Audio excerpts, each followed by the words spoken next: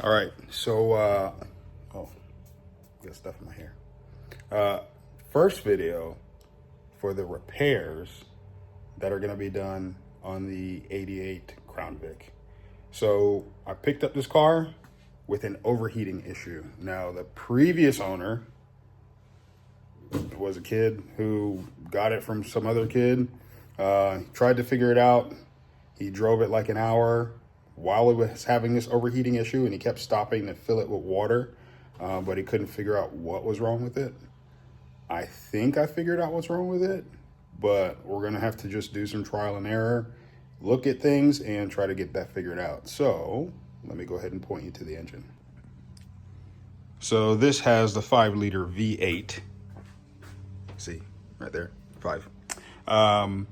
But this also is leaking coolant from the backside. So because of that, I'm going to have to take off the intake manifold, take this off, take that off, and then look at the intake manifold gaskets to see, since it's leaking from behind, if those gaskets are bad, so I can go ahead and replace those. But to get that started, I'm gonna have to start taking all this out. So it's gonna be a little lengthy process. Took the battery out just to make sure nothing happened, and I'm charging that, but I'm gonna go ahead and just start ripping things out. All right, so hopefully you guys can hear me over the vacuum. But as I started taking things off, all I did was start with this. And I got the first bolt that's behind this throttle body, and you can see coolant is just kind of pouring down from here somewhere. I know there's a coolant line that runs through here, or maybe there is one. I'm assuming there is, because there is this right here, but also this pouring down. So let me get this the rest of the way off, and I'll show you guys. But also, this thing is pretty dirty.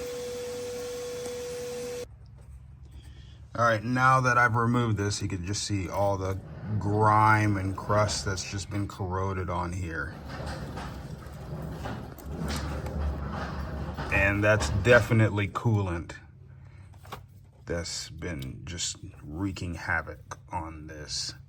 So I'm gonna get this off, get it cleaned off and replaced, but also I'm gonna have to take this off and clean it also, because that is just atrociously filthy. It should make it run better also. But like I said, I haven't driven this car. I just picked it up and it overheats. So we'll see how it goes. I think it's safe to say this has never been cleaned. Ever. Ever. Ever. Ever. But with 17,000 miles on this engine, I mean, I can't blame them. It's been sitting for a while, idling, pretty rough. Unless it's 117,000 miles. I might have to take this apart and take a look. Might be 117,000 miles. All right, so I got the intake manifold off, and checking the intake, there's no way that this car has 17,000 miles. It's more likely that it has 117,000 miles, maybe even 217,000 miles, but I'd say 117 is more fair, just because of the state of the intake. It's never been cleaned, and it is dirty. So after 17,000 miles, the likelihood of it being that dirty is not that high. It's probably 117,000 miles, but that's still no biggie. For this 5-liter V8, like, it can go for 300,000 miles, and it runs smooth with it being already 40 years old, almost 40 years old, and being in the condition that it's in, it still runs. So that's not an issue at all. But let me go ahead and show you guys what I'm talking about. So in here, you can just see like the dirt and stuff, but inside each one of those intakes, you can just see how filthy that is. And I'm trying not to get a whole bunch of dirt and soot inside of there. I'm gonna have to get the air compressor to blow each one of those out. And then I'm gonna tape over this and clean up all of this stuff that's all in here. Looks like some squirrels tried to make it a home at one point. But I'm just glad they didn't chew up any of the wires or harnesses. All right, so I got the intake off. It's right there on the floor. It's super dirty, super filthy. So is all the inside of here. And you can just see how much crust and stuff is all there and within the middle of this valley. So we gotta get all of that cleaned up, and then I'll get a new gasket on the intake, and hopefully that will stop any of our coolant leaks. And also I gotta get a new gasket for that. Now we wait for the parts to come in and get everything cleaned up. All right, now that I have everything off the vehicle, I'm gonna go ahead and clean them outside, and I'll just show you what I have set up right here. So, took them off. You can see exactly how dirty and filthy and crusted on this is. I'm not gonna spend too much time cleaning all of the outside, but I am gonna get most of these big chunks off of it. I have a drill with a metal brush wire and some brake cleaner to just go ahead and clean this up. I'm also going to use the hose with some water. Same thing for this, but the main goal is to get all the inside of this with the wire brush. So that way all of this can get cleaned out and get rid of the corrosion, as well as in here. I also got a new gasket for here, which is where it looks like most of this coolant is coming from.